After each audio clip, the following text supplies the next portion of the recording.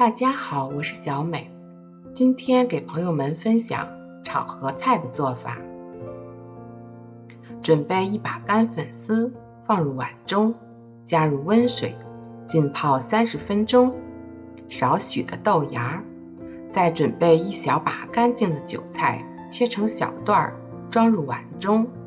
另取一个碗，依次打入2个鸡蛋，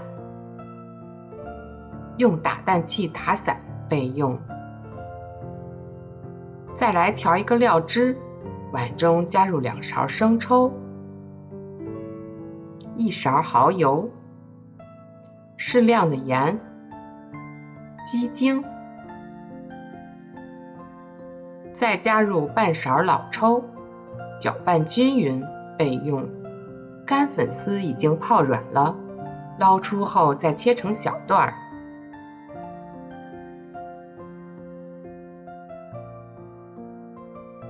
全部切好后装入碗中备用。炒锅倒入食用油，将油烧热后加入鸡蛋液，用锅铲打散，将鸡蛋炒熟后盛出。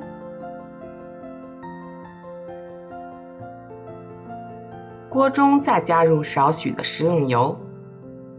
加入豆芽，翻炒至豆芽断生，然后加入粉条，翻炒30秒，再加入我们调好的料汁，继续翻炒均匀，最后再把鸡蛋和韭菜也加进来，继续翻炒30秒。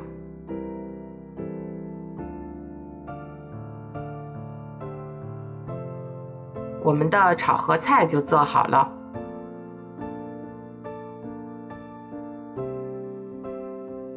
这道菜是北京的传统菜，中间添加了多种蔬菜，营养美味，颜色也是非常的漂亮，老人和孩子都可以吃，搭配米饭或者卷饼都是非常的好吃。做法也是比较简单，如果你喜欢，也来试试吧。我是小美，喜欢我的视频就关注我吧，谢谢您的支持。